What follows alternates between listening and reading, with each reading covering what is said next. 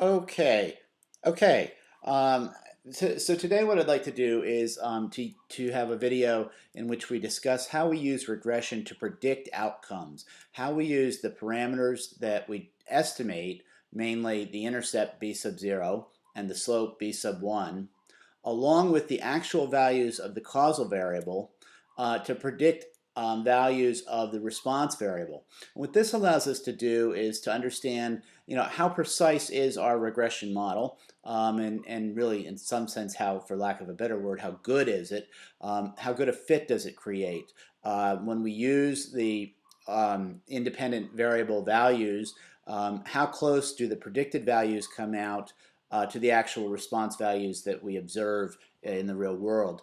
And so in order to do this, I want to start, I'm going to use my practice problem, and I'm going to use my data about cigarette taxes and the percent of adults who smoke in 10 states. And what you'll, excuse me, so what you want to do is, the first thing we want to do, we're going to be using we're going to be using the intercept, which is negative, I'm sorry, we're going to be using the intercept, which is 22.77, and then the slope, which is negative 2.03. And what we'll be saying is that the predicted number of smokers is equal to 22.77 minus 2.03 times the cigarette tax. In Connecticut, it's $3.40. And so we would be saying 22.77 minus 2.03 times, I'm going to just do this very quickly, 3.40. We would estimate that Connecticut would have 15.86% of its adult smoking. What we observe is that 15.4% of adults are smoking. But maybe we want to do this a little more systematically so we could write it up in our papers. So what I'm going to do first is sort the data.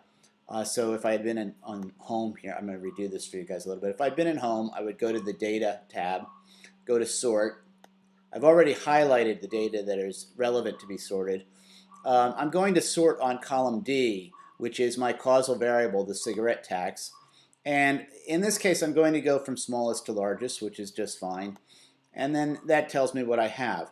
Now, I'm going to also use this document I've created here, and I'll make this available, and you can just sort of use your own, you can cut and paste your own work in there. But here, what we're going to be doing is this, which is, and I'll sort of make it bigger and more fun in just a second. My neighbor's dog is once again going crazy. And so what we have are our regression equation is that the percent of smokers equal b sub 0 plus b1 plus the cigarette tax. But we're going to forget about the percent of smokers for right now and just work with the b sub 0 plus b1 cigarette tax, and that's 22 point, it should be 22.77 minus 2.03 times the cigarette tax tells us the predicted percent of smokers in each state. Now, how do we decide which predictions to make? Well, we might start with the minimum value. And the minimum value, if we go back here, is Virginia, which has only a 30-cent tax on a pack of cigarettes. And so I can put that in as 0.30. And so then I have 22.77 minus the product of 2.03 times 0.3, or 0.61. And my predicted, and then, so my prediction is that 22.16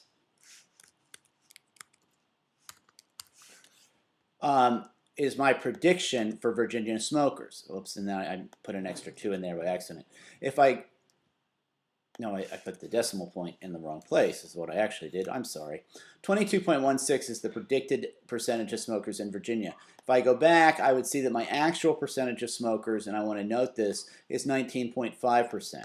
And so I'm just going to sort of have a semicolon and say actual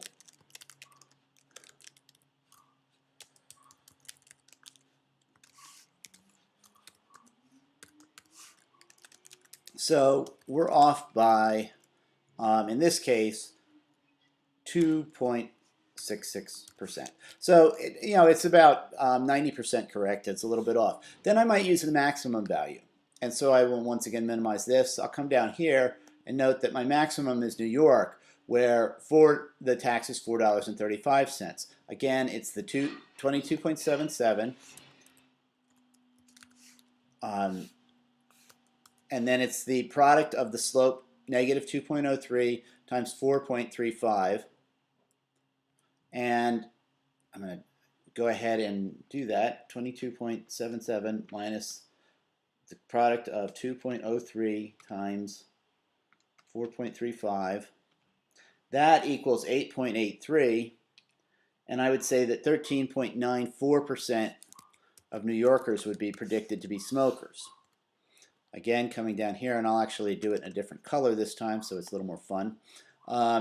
Going back to the actual number of smokers, it's 14.4%.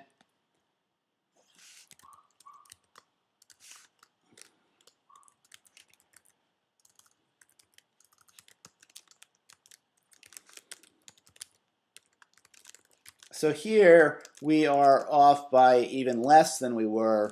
I'll do just sort of a parenthetical statement again. Off by, here we're only off by negative 0.46%. So we're even much closer with New York. Then we might just choose two adjacent variables as well if we wanted to make a couple more predictions. And in this case, I'm going to choose Michigan and Washington, and the reason is because it's almost $1 difference, and so we know that the difference, the B1, that there should be a 2% difference. That basically 2% less Washingtonians should smoke than Michiganders. What I actually will find is a little bit different than that, but that's really quite all right. And so here we have Michigan with its $2 tax, and my Michigan smokers then 22.77 minus 2.03 times 2 is 4. I would predict 18.71% smokers, and my actual percent smokers in Michigan is, I believe it's going to be like 21.2%. It's actually a fairly high rate of smoking. It's all those people who used to work in auto plants having nothing to do, I guess. No, I'm just kidding if you live in Michigan. So here we're actually off by the most we've been off by, which is about 3.49%.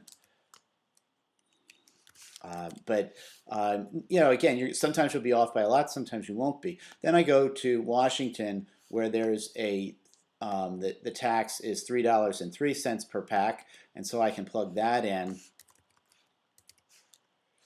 And my prediction would be 22.77 minus the quantity 2.03 times 3.03. Goes the quantity 16.62%. We'll just say 16.6%.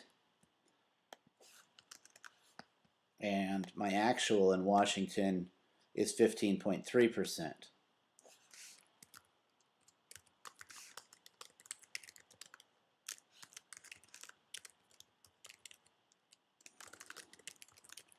And so here we're off by a much we're off by 1.3%. So in general, you can see that we've been off by, in the case of New York, we were very, very close at just less than a half a percentage point off. In the case of Michigan, that's our worst prediction, where we're actually 3.5% off on an 18.7% prediction. And then for Virginia and Washington, we're somewhere in the midst of all that. What we want to do, and what actually you're doing algebraically in bivariate regression, is you're minimizing the amount that you're off on average. And so again, we could actually, one of the things I might do is I'll actually redo these with all 50 states, and we'll do some more predictions and see how we do when we add data. That is how you use predictions. What I would do is actually then have an exercise 4. You might want to talk about predicted values this way. You also might want in your final project to have a minimum and maximum predicted value to help bolster your empirical evidence, or just choose 2 values that have interesting causal values for the variable, causal variable values. That's a long term. But if you have those, I think you'll be confident that you're you're being informative. You're saying, here's how well my model works, and here's what we're seeing based on the predictions. And as long as they're not counter to what you're thinking, then you'll be just fine. And so that's what we have for now. And